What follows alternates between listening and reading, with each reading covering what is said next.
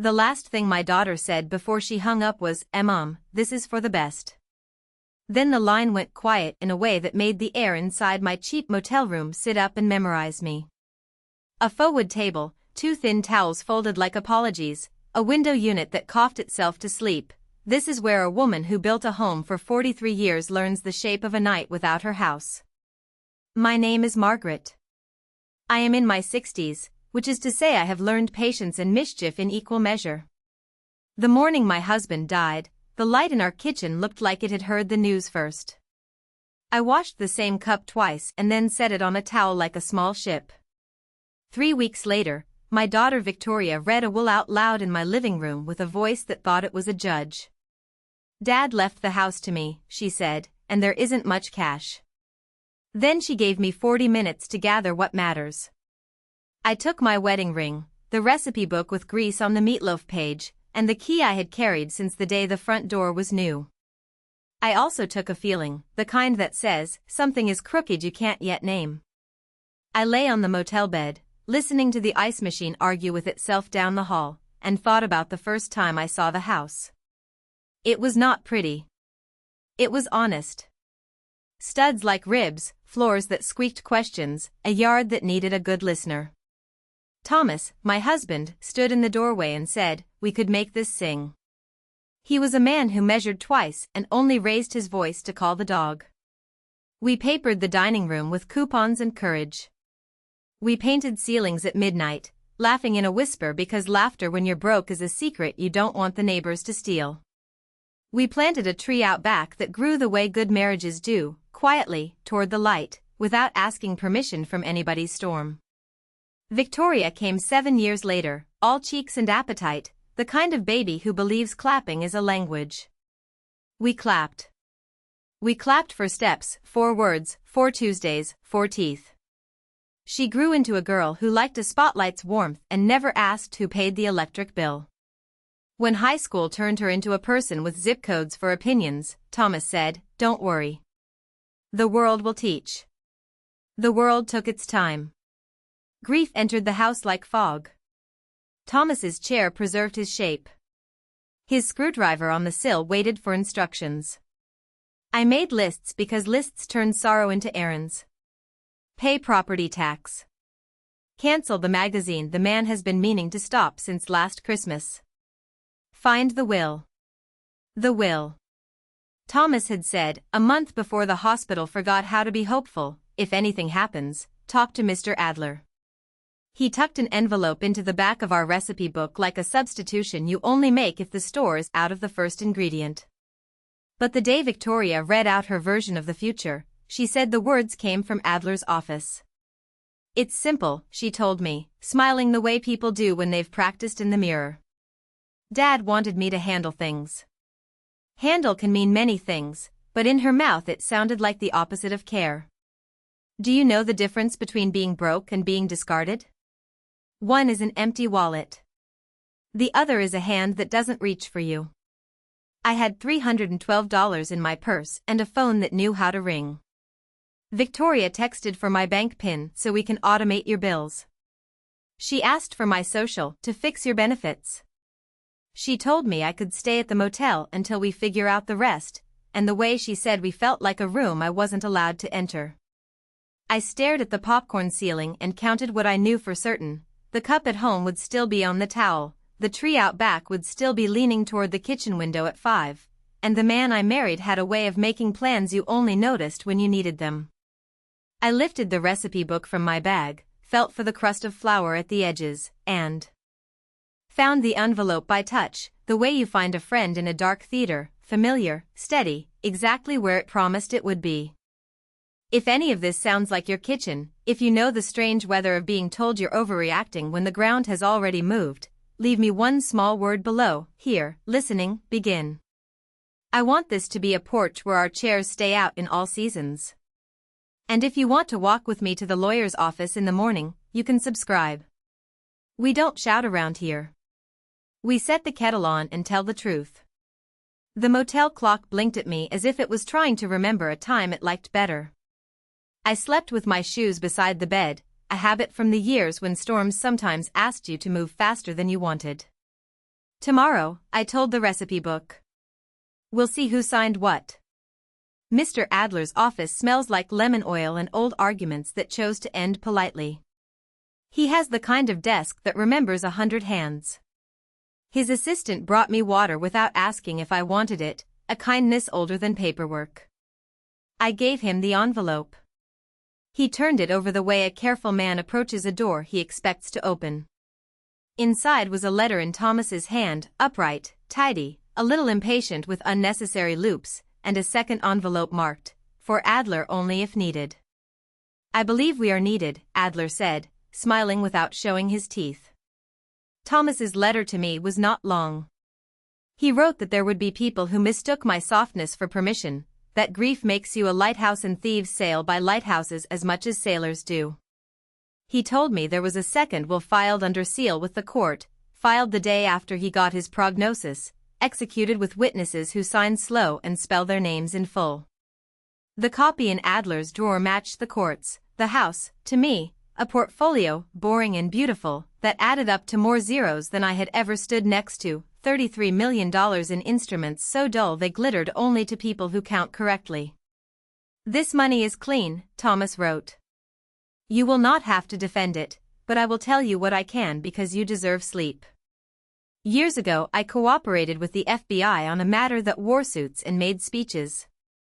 They asked for silence, I gave them silence. They asked for patience, I gave them patience. We paid every tax.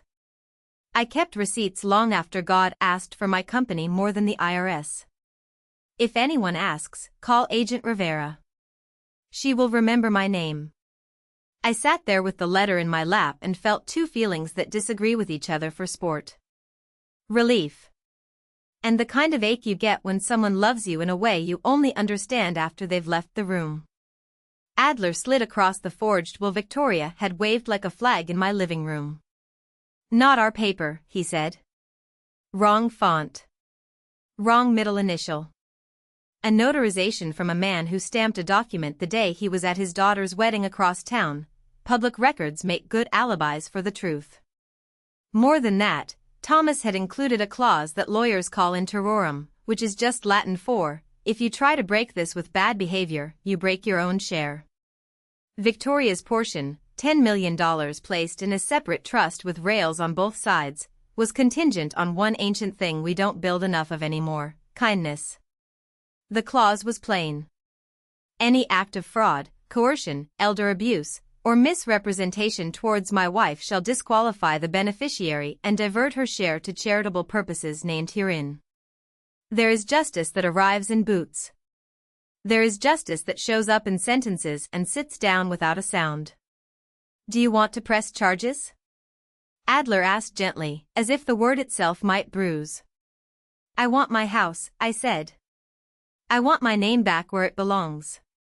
And I want to sleep without my shoes by the bed. He nodded.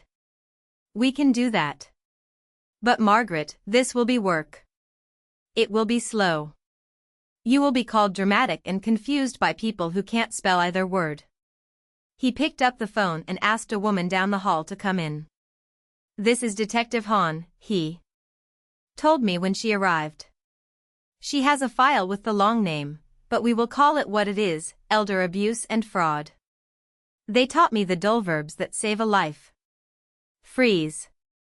Flag. File. We called the bank's security desk and set a watch that would make a mouse hesitate. We notified the recorder's office to put my parcel under a polite kind of guard. Any attempt to transfer or encumber must tip its hat to me, Adler, and the judge. We reported the notary who stamped a lie. We made an appointment with a forensic document examiner who could tell a Margaret from a Marjorie at 40 paces by how the tail of the G behaves when it thinks no one is watching. We copied Thomas's sealed will and walked it to the courthouse with the kind of ceremony you give to truth you can finally carry. Then Adler did something quiet.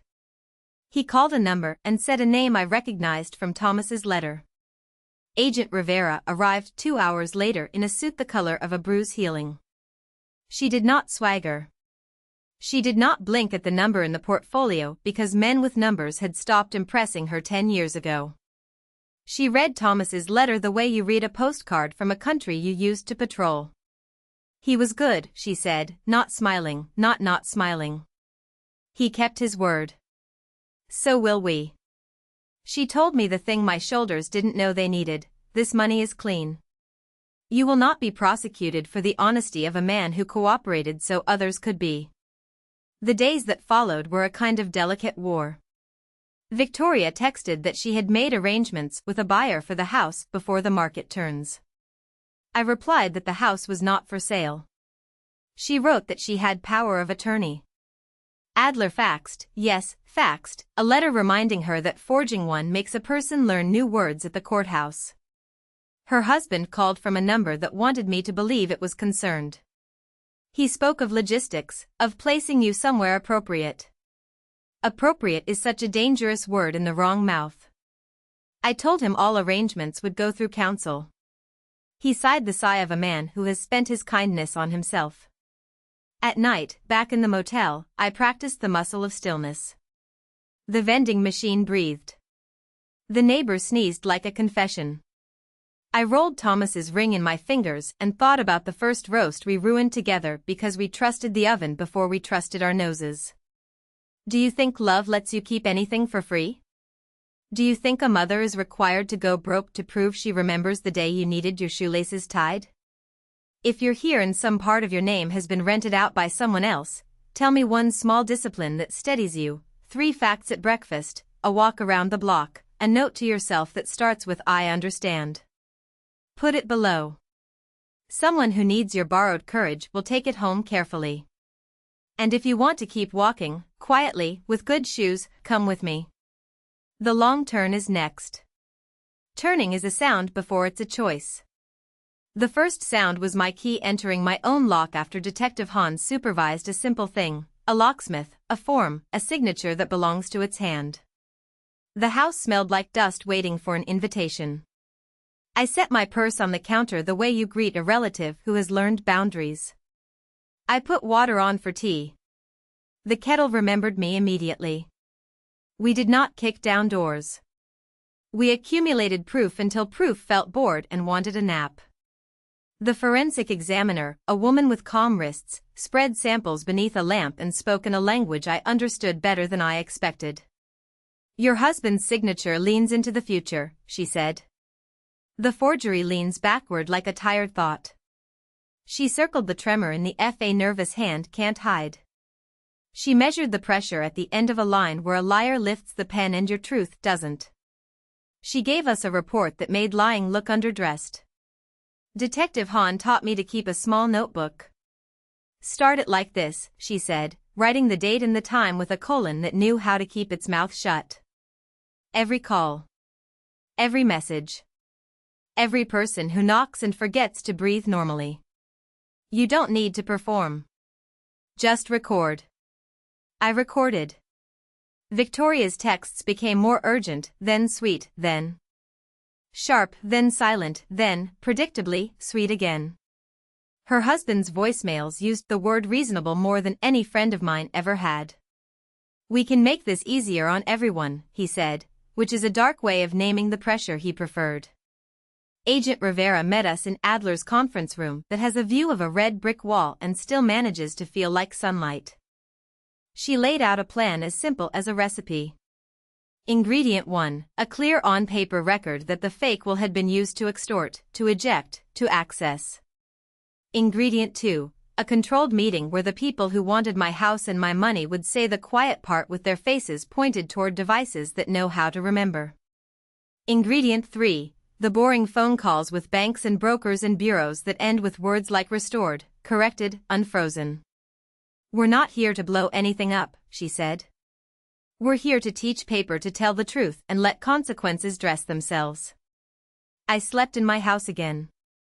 The first night back, the tree brushed the window the way it always had, and I cried into the pillow the way a polite person cries, quietly, as if not to alarm the furniture. In the morning I made eggs in the pan that has given up pretending to be new. I sat at the table and wrote Thomas a note on the back of a grocery list. I told him I had found the rest of his plan. I told him the lemon oil on the breakfast hutch was doing a better job than I was at not missing him. I told him about Agent Rivera's jaw, which is kind all the way to the bone. Neighbors who had believed Victoria's mom's just not coping came with pies and faces that wanted to be forgiven without doing the work. I stood in doorways and practiced a sentence I recommend to anyone who needs it: thank you for coming. I'm not ready to talk about that. Then I talked about names of birds that land on the telephone wire like notes written for people who like to hum. People accepted this better than I expected. Some apologized without making me mother their apology. The meeting, our controlled conversation, was held at the bank in a room where light falls hard on liars. Adler sat at my left. Detective Hahn sat as if she were bored, which is a performance she should have been paid extra for. A recording device sat in the center of the table like a sugar bowl. Victoria came in like wind that forgot the weather report. Her husband arrived with a briefcase that jangled with paperclips, a conscience, or something else he'd lost track of. Let's be reasonable, he began. Mom, I know you're confused, Victoria followed. Dad wanted me to handle this. He told me. Then he should have told me too, I said. He did, Adler added, sliding a copy of the sealed will toward them, face up, the way you place a mirror in front of a person who has only recently met their own face. They did what people do when paper refuses to be moved by tone. They pivoted. We were protecting you, he said. The motel wasn't safe, she said. We were busy with the funeral, he said. You've always made things dramatic, she said. Piece by piece, their story tried to find a place to sit. Detective Hahn asked them to explain the false notary stamp. They faltered. Adler asked them to point to any sentence where Thomas bequeathed the house to anyone but me. They could not. Agent Rivera, in the next room behind a pane of glass that looked like part of the decor, listened without blinking. The recording device did what devices do, it kept its promises. Here's what happens next, Adler said, in a voice that could iron a shirt. You will return any keys. You will sign this acknowledgement that you used a false instrument to gain entry, to eject, to extort. You will cease contact with my client except in writing through counsel. You will expect contact from investigators.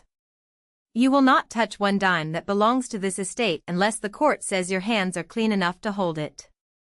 He kept his eyes on the page, the way you do when you grant people the dignity of hearing the truth without making them think the truth needs a performance. They tried to stand up the way people stand up when they believe chairs owe them favor. Two officers waiting in the hallway made the room suddenly very honest. Nothing dramatic, no wrists grabbed, no raised voices, just a conversation that moved to a place where conversations wear uniforms. I did not feel victory. I felt the room exhale. Do you think closure is a door?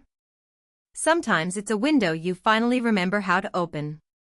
If you've ever had to say no more to your own child and it cost you a week of sleep, tell me the one sentence that helped you remember who you are.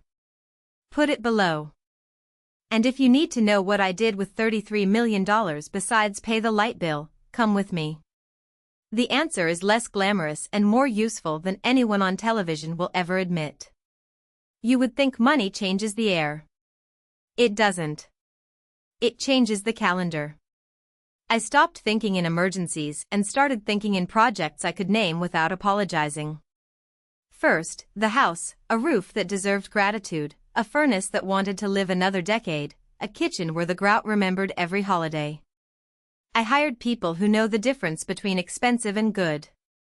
They moved through the rooms like surgeons, precise, patient, uninterested in the drama of making something Instagram ready. I bought new towels that felt like the middle of kind weather and threw away the ones that never learned softness. Second, a fund. We called it the 43 Fund because that is how long a woman should get to live in the house she built without a child walking in and declaring the clock reset. Adler drew up the papers. Agent Rivera recommended a retired investigator who knows how to train volunteers to spot the signs, the sudden change in banking habits, the new friend with a pen, the empty pantry in a paid-off house. We partnered with the folks at the senior center who can tell when a man hasn't eaten breakfast because his pride tried to. We bought grocery cards that look like gifts and not handouts. We paid for a part-time lawyer named Sonia to hold office hours where a grandmother can bring a stack of envelopes and ask which ones are real. We kept the fund small enough to know each story and big enough to say yes often. Third, myself. Therapy, because sanity is a communal project. Church again, when the music is low and the preacher knows how to tell a story without turning it into a billboard. A walking group that moves like a murmuration of birds around the park, laughing at nothing and at the hips that announce themselves on the third lap. I learned to sleep in the middle of the bed. I learned to keep 2 cups by the kettle in case I had company and to forgive the days when I drank from both anyway. The legal part kept breathing. Pleas were entered. Papers were served. Victoria's husband found a lawyer who looked tired the day he met him. Deals were offered the way bandages are offered at a first aid tent where everyone knows the wound is deeper. Eventually he pled to what he had done, because math and recordings and stamps that tell the truth make bravado pack a suitcase. He did community service and learned the weight of a broom. Fines were paid by selling the car he believed made him look like someone. Victoria's case took longer, because daughters wear a myth that makes judges slow down. Her sentence did not involve cells. It involved classes she never imagined taking: financial literacy, for once in the right direction, elder abuse prevention, and 100 hours at a day program where she ladled soup for women whose faces look like mine. We met once, quietly, at a diner that serves pancakes without asking your age. She came in wearing a coat that finally matched the weather. She did not try to hug me. Good. She ordered coffee and drank it as if it were a new language. I was cruel, she said, not looking at me. The room stayed very still because it knew what it was watching, the rare thing of a person making a sentence without a but. I thought money was air, she added. I thought you had too much of both. We sat there for a minute that felt like a door between 2 houses. I'm not here to get anything, she said. I wanted to say the thing. I heard it, I told her. Thank you. I did not tell her that thank you is not a key. I did not map out the next 5 years with rules posted on a refrigerator I don't live with. I asked about her work. She told me about a woman named Bernice who watches the soup pot the way some people watch the ocean. She has a son, Victoria said. He doesn't come much. She says the ladle is good company. We smiled into our cups because the world is both cruel and funny, and a person has to choose which one to feed after noon. She asked if there was any part of Thomas's money that belonged to her. I told her the truth. There was. You lost it when you threw me out of my house. She nodded like a person who had studied the law of consequences and finally passed the course. Do you hate me? She asked. No, I said. Hate is too loud. I'm tired. I love you. From here. I put my hand on the table so she could see where here is. We paid our separate checks. We walked to the door. Outside, the weather had the kind of sun that makes you think about forgiving yourself enough to plant something. If you've ever been asked to turn forgiveness into access and you learn to say no, write the sentence you practiced until your mouth believed it. Put it below. Someone will borrow it and return it with the corners less sharp. And if you want to hear the last quiet part, the way peace actually sounds in a kitchen at dusk, come sit with me a minute more. Peace is not a surprise party. It is a series of small, stubborn habits that refuse to argue with weather. I wake and name 3 true things before my feet find my slippers. The cup is warm. The window is open. The light is kind. On good days I add a 4th, I am not penniless and I am not useless. I am a woman who learned to turn a will into a way without losing her voice to the courtroom echo. The house sings again. Not loudly. In little hums, a refrigerator that keeps its promises, a floorboard that greets me by the sink, the soft click of the porch light at 5 I keep Thomas's screwdriver on the sill where he left it, not because I need a shrine, but because some tools are themselves a prayer. The 43 Fund buys a ramp for Mr. Delgado down the street and a hearing aid for Mrs. Chu, who has learned to read lips but would like to hear her granddaughters laugh before August.